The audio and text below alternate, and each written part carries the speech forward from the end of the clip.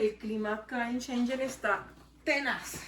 ¿Hablas español? ¿Eres colombiana? Sí. No puede ser, ¿qué haces aquí? No, pues haciendo una investigación de China y Colombia de política industrial y comercial, ¿y tú? No te creo, yo llevo 7 años acá haciendo maestría sobre temas de comercio, industria y sobre todo de zonas francas, la verdad, es lo que más me he especializado acá en Wow, China. súper interesante. No, necesitamos hablar más de esto, te invito a un café. Sí, dale, adelante, podemos. Bueno, pues cuéntame primero, llevo mucho tiempo por fuera de Colombia, eso de política industrial, comercial, ¿cómo lo entienden? O sea, ¿qué es o qué es? Pues bueno, en Colombia entendemos un poco la política industrial desde el conjunto de estrategias que busca fomentar ciertos sectores. Digamos, en Colombia el sector de servicios, el comercio, la agricultura, y bueno, la comercial es un poco más como los instrumentos que ayudan a apoyar las exportaciones, importaciones, atraer inversión extranjera. Y bueno, claro está que la política comercial no puede sobrevivir sin la política industrial, entonces, y viceversa. Entiendo que en China estas dos políticas se articulan muy bien, pero bueno, en Colombia ese no es tanto el caso.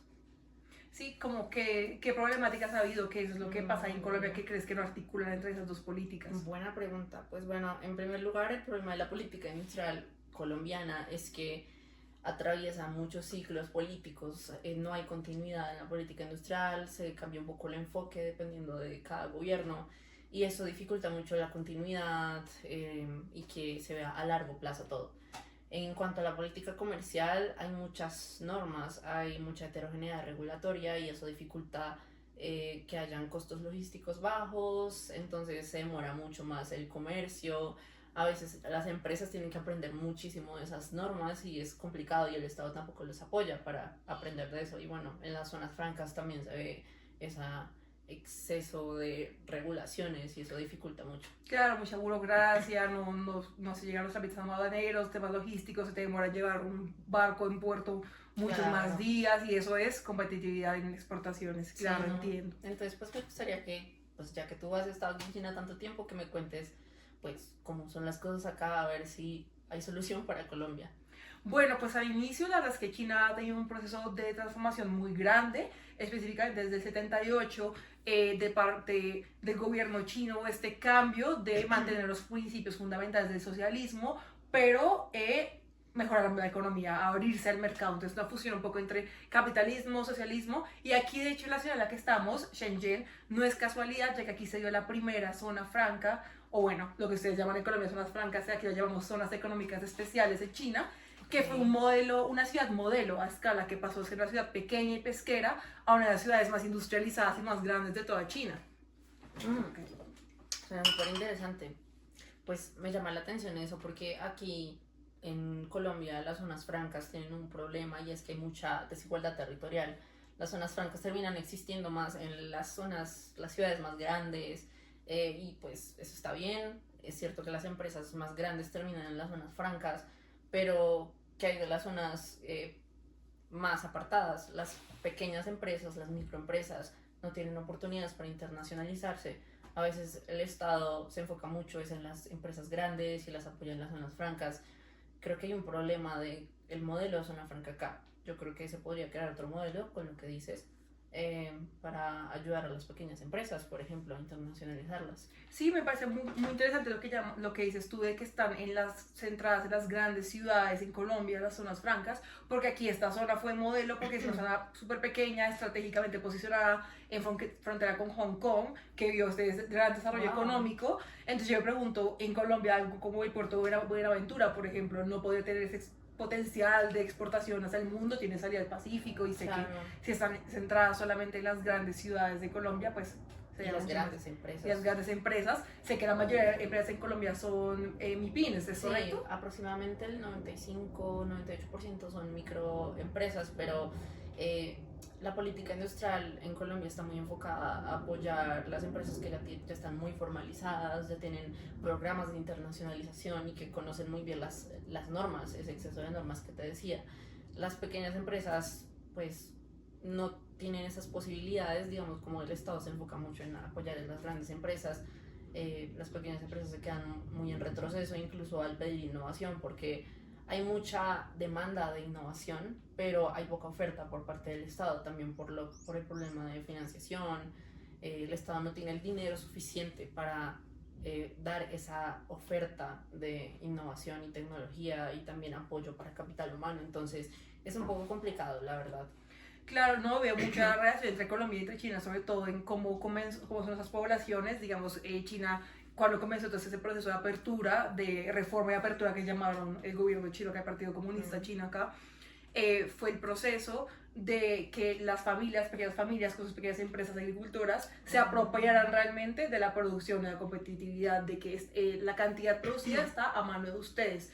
Los precios, cuando se pagan en función de cuánto ustedes produzcan, y eso incentivó que, aunque fuera planificado y se viera a largo plazo y fuera muy local, fuera completamente descentralizado a las zonas rurales aquí en China, hizo que se apropiaran y la productividad comenzará desde las mismas pequeñas empresas y de las familias, sobre todo algo muy familiar que sé que en Colombia también hay.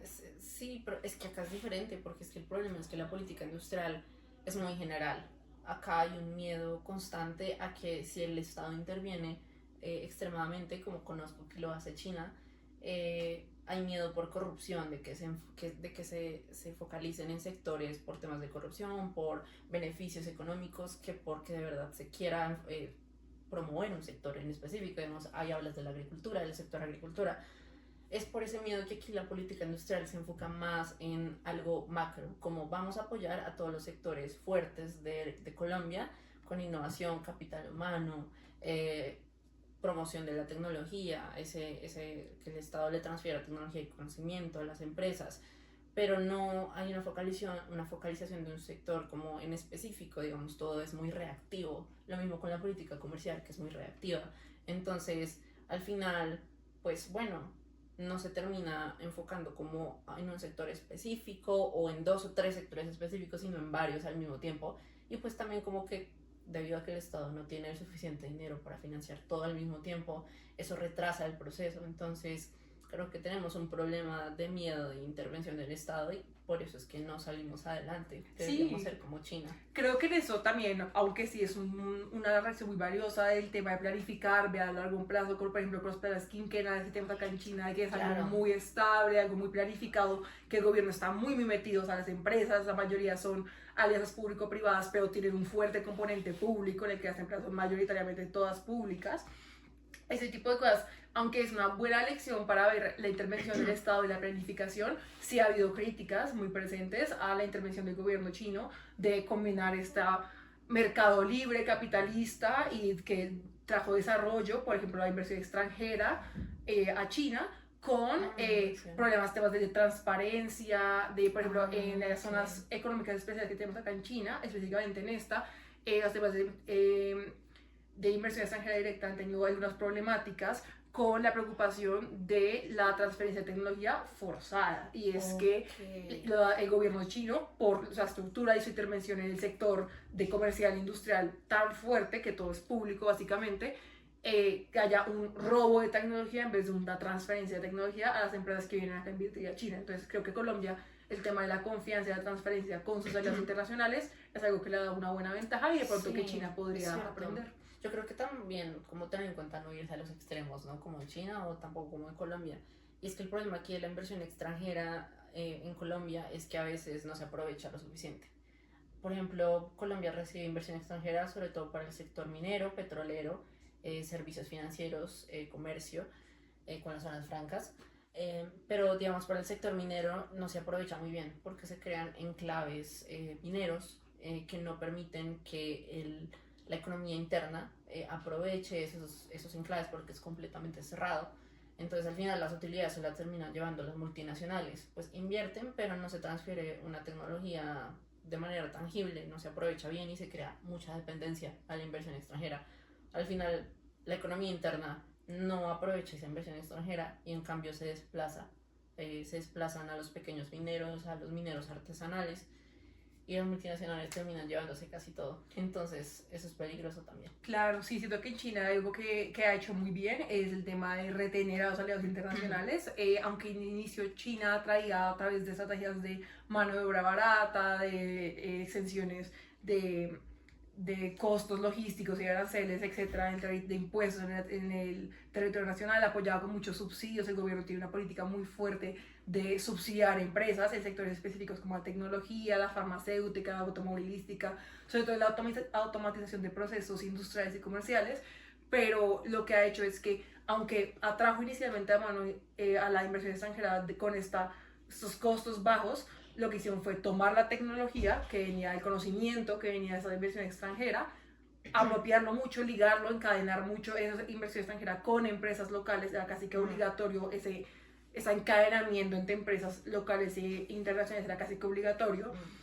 Y a través de eso, lo que hicieron fue que en un punto ya no se pudieron ir. Cuando comenzaron a subir los costos, cuando comenzaron a subir temas de comercio internacional, el tema de la guerra de aranceles ahorita con Trump, todo eso, ya hay un conocimiento y un nivel de productividad en China que no se encuentra en otros lados. Que si tú quieres trasladar tu operación a Bangladesh, listo, te sale más barato, pero el conocimiento, la logística, la productividad que se ha creado en China es algo que ha hecho que se quede la inversión extranjera, que es lo más difícil.